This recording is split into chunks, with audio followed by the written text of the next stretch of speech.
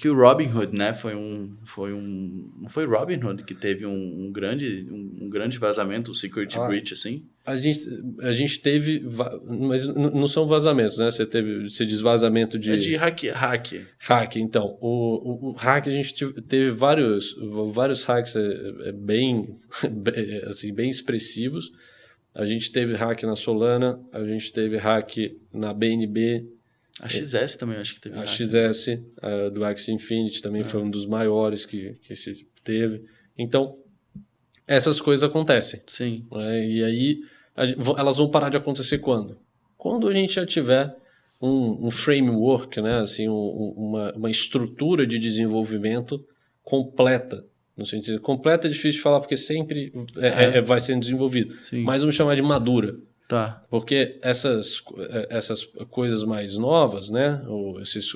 Essas aplicações mais novas, elas, vamos dizer assim, elas têm metade do tempo do Bitcoin. Né? Então... Tem muita maturidade ainda. Exatamente. Você tem redes que são ainda mais novas, que tem nem 1 ano, nem 2 anos. Sim. E aí você imagina, com certeza a gente deve sofrer aí mais algumas notícias não tão boas relacionadas a hacks dentro dessas redes. Tá. Porque faz parte. É aquela coisa de você usar a internet nos anos 90, ninguém sabia nem o que era firewall. Aí depois todo mundo, não, precisa ter o firewall porque senão todo mundo entra no seu computador. E aí hoje você nem vê que você tem firewall, já vem lá no seu sistema operacional, já vem tudo bloqueado. Então é um processo. Sim. Isso vale para tudo. Isso que eu gosto de lembrar, porque assim, a mídia às vezes ela é muito dura, certo? Então... Sim. Quando a mídia é dura demais, às vezes você tem que desconfiar um pouco, porque você fala, vamos olhar um pouco mais a fundo exatamente o que é, vamos ver o tempo que isso está acontecendo, por que aconteceu. Então, assim, eu acho que falar mais uma vez de se educar, no sentido de entender que assim, tem erros que são erros assim, excepcionais no sentido de... são exceção. Ok. Não excepcionais, são erros que são exceção. Sempre vai ter alguma coisa, entendeu? Assim, tá todo mundo aqui, cai um meteoro. Pô, o que a gente faz? Nada, entendeu? Assim, tem a chance? Tem, mas é muito baixa. A gente já tem satélites, eles monitoram tudo, a gente consegue ter uma previsibilidade do que pode acontecer, certo? E isso vale também para a parte de cripto, né? Então, só que por a gente ter muita força ainda contrária, porque como a gente fala de um sistema financeiro e cripto pode ser considerado a evolução do sistema financeiro, existe ainda muito receio da parte institucional no geral em como trazer isso para a realidade de todos. Porque os bancos não querem perder o poder deles, certo? Então, assim, a gente tem que usar da estrutura que está e criar uma estrutura em cima, sabe? Fazer uma estrutura em camadas. Que com isso a gente consegue utilizar uma tecnologia mantendo a estrutura deles ali funcionando, mas é um processo de transição. Então é essa fase que a gente está agora. É a aplicação nas instituições já estabelecidas no mercado. A gente pode dizer que a gente está tateando ainda, tipo, esse relacionamento entre instituições centralizadas e a possibilidade de a gente ter sistemas descentralizados. Eu digo isso só porque, assim, né, nessa da gente vir conversar, eu também tive que me educar também para vir conversar com você. Então, a gente tem vou chamar os bancos são os sistemas centralizados, então CeFi, né? E aí a gente tem o que a gente busca almejar, que é o DeFi. Mas existe alguma coisa que precisa conversar para os dois lados para que a gente tenha concordância em fazer essa coisa acontecer. Exatamente, é um sistema híbrido. Né? Então, assim, é o CeDeFi. Ok. Esse é o termo que está sendo muito explorado, porque é a interoperabilidade, no final das contas. É você usar uma tecnologia extremamente descentralizada, mas ainda tendo ali uma solução centralizada. Porque no final das contas, CeFi, que vou chamar os bancos disso, né? Tipo, acho que eles têm além de ter uma história muito longa, né? Tipo, ter um histórico de responsabilidade, de ter passado por muitas situações, guerra, enfim, sofreu muitos atritos, né? E aí a gente tem DeFi, que ainda é um bebezinho lá, Gugu Dadá da vida.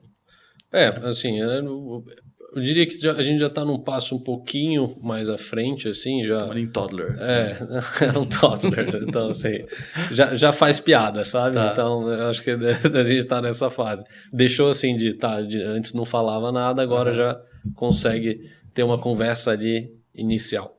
Entendi.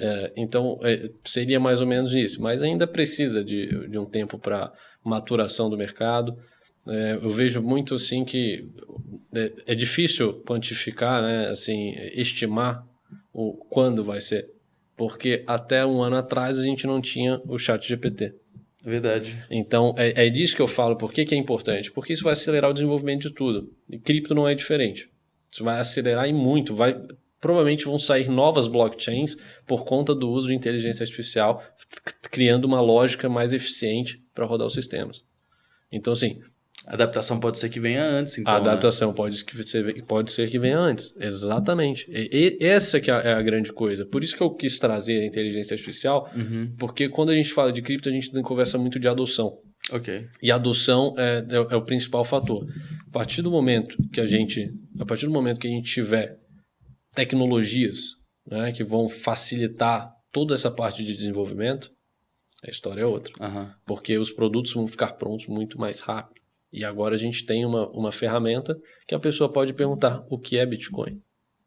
Ou assim, o que é Proof of Work, o que é Proof of Stake, o que é mecanismo de consenso, o que é SHA-256, né? O que é, assim, termos muito específicos que ele vai conseguir ter um entendimento ali. E se ele quiser aprofundar, ele vai conseguir também.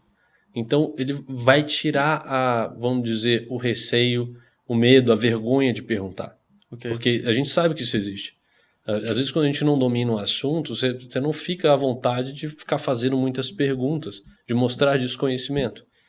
Assim, não estou falando que todos são assim, nem que é certo ou que é errado, mas é uma realidade, certo? Então, esse que é o grande ponto, é a gente começar realmente a empoderar as pessoas de forma que elas tenham um acesso democrático à informação.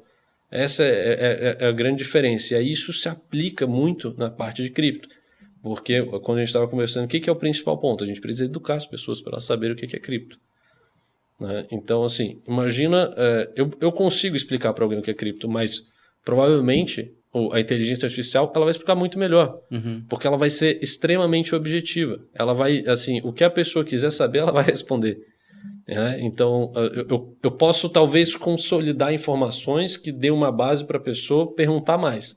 Okay. Mas, mesmo assim, por exemplo, a capacidade de síntese da máquina vai ser infinitamente superior à minha, porque ela vai pegar qualquer assunto, qualquer termo, e ela vai ter ali em segundos uma versão simplificada do que é cada termo.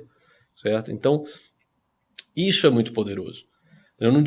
Assim, as pessoas ficam muito surpresas quando você vê a inteligência soltando lá parágrafos e parágrafos, roteiros, né, tudo aquilo, e você fala, caramba, para mim o mais impressionante é a capacidade de sintetizar as coisas.